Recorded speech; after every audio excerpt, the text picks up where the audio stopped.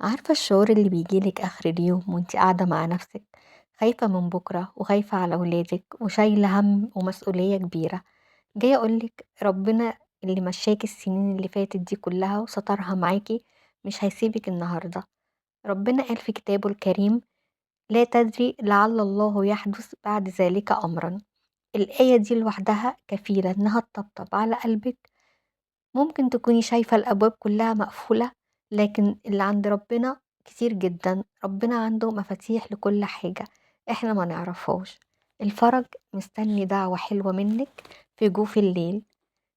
قومي اتوضي وصلي ركعتين واطلبي من ربنا كل حاجة انتي عايزاها. وكفاية بس تقولي يا رب فوضت أمري إليك.